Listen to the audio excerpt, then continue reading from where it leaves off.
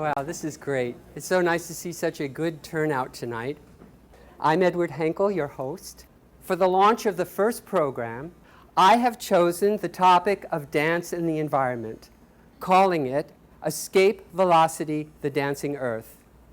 And I have with me this evening three wonderful guest artists, Hilary Easton, Jill Sigmund, and Christopher Caines.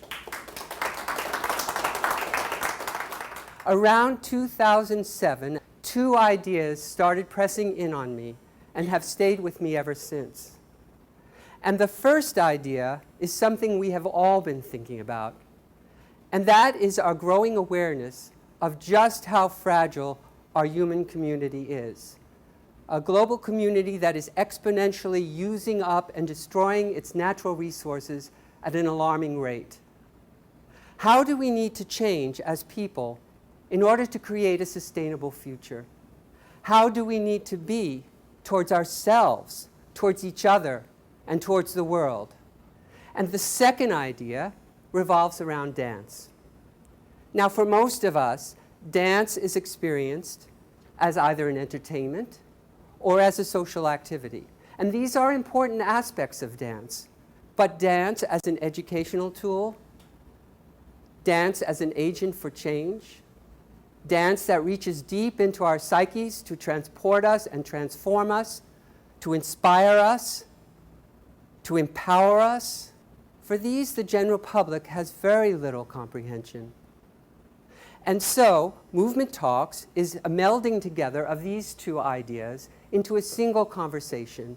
What are the unique qualities that dance possesses that can be brought to the community at large in order to help with this transformation that has got to take place in our world? We will see how dance can be and is a catalyst for change. So let's begin. Please welcome Christopher Caines. I was approached by Oxfam in the late spring, early summer of 2009 to help them conceive and to direct and choreograph an event. And their work tends to center around issues of poverty, but climate change is profoundly related to global poverty because the poorest nations are those that will be, and actually are already being most powerfully affected by climate change. We set our hearts on Woolman Rink, which has many advantages. It's in Central Park, so it has a certain iconographic value for New Yorkers. So the piece that I made wasn't really conceived as a performance, although it had a performative aspect, but as a media event designed to be viewed by cameras, film, and still cameras from above. Imagine this is going to be made entirely from people wearing hats and t-shirts of different colors. So I thought, here's our narrative. The Earth and the Sun in an hourglass. So the sun's heat melts the Earth, and they dissolve the hourglass. And then the logo for the Tick, Tick, Tick campaign, which was the name of the global worldwide campaign that's still going. I wanted to say, time is running out for the Earth. That's the first time I got to see what it looked like, which made me really, really choked up, I have to say. So this is a little documentary that was made and edited during the event.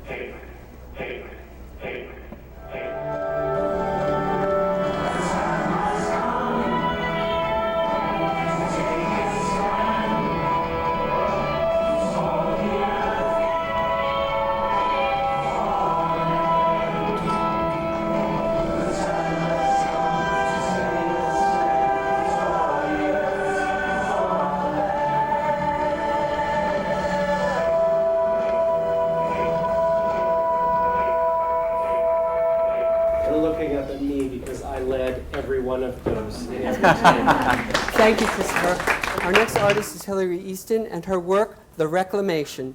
Please welcome Hilary Easton. I'm very interested as a choreographer in the big idea. I'm interested in the human condition.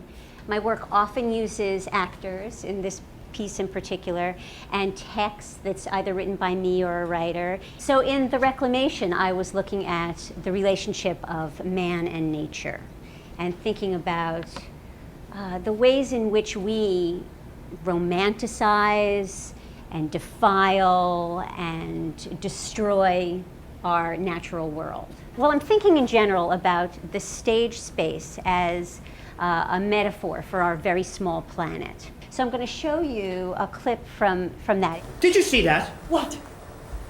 I think it was a hawk. A hawk? Maybe a sharp-shinned hawk. Those canyons make me dizzy. Like I could fall right in. It makes me feel small.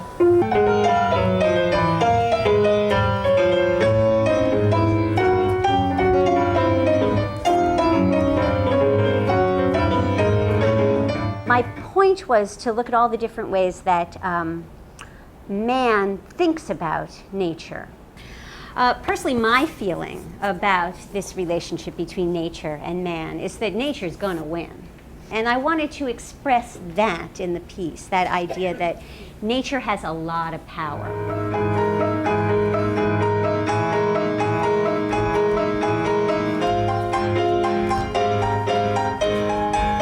I hope that it creates a lot of questions. That's what I hope for my audience. I hope that they leave with more questions than they arrived with. Next, I would like to introduce you to Jill Sigmund of Jill Sigmund Think Dance.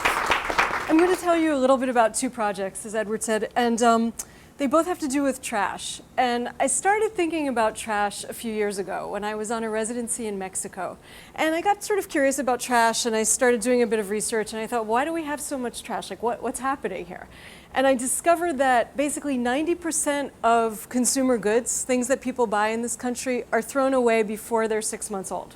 So I wanted to get other people to think about this too. And I created this traveling performance installation called Our Lady of Detritus. I want to show you this photo because this is a bit of the origin of it. So this was taken in Mexico on that residency. And while I was there, I found this giant bag of cheese puffs that was about the size of me. I love the cheese puffs because for me, they were kind of like this edible bling. You know, they just sort of said everything about our society here, like our American society's lust for things that are fast and immediate and bold and disposable. And they just kind of summed all of that up as a visual for me. I'm going to show you some video from Our Lady of Detritus. It was a traveling installation that I created with composer Kristen Nordeval. And we took it around to sites, public sites in 4 boroughs of New York City.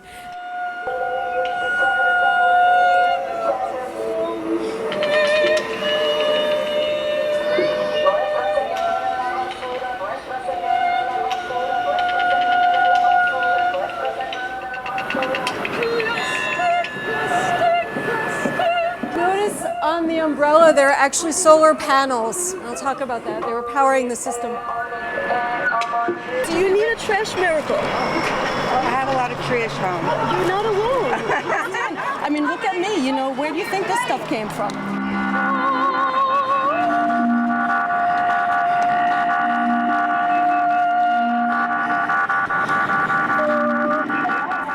I was really happy about this project that it reached so many people who would never come to see the kind of work I make in a small and out-of-the-way theater space. I liked the non-elitism of it, but what I missed after a while was the sense of a container, and that's how I started to create these huts. So the huts are all made of found and repurposed materials. And they're sort of containers, so different things can happen in different huts. And I'm also interested in bringing in themes of home and housing and real estate into these spaces. And they also give rise to very different kinds of movement than they might if I were just in an empty studio working.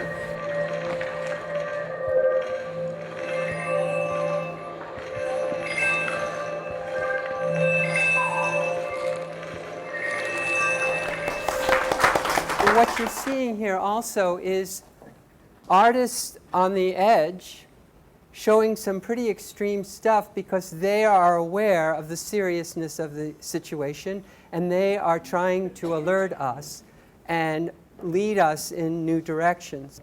They've been dealing with these ideas for a long time and they're very concerned. I really hope that you guys have enjoyed this evening and please pass on Movement Talks to other people. I can be contacted at edward@movementtalks.com. So I want to thank you all very much and good night.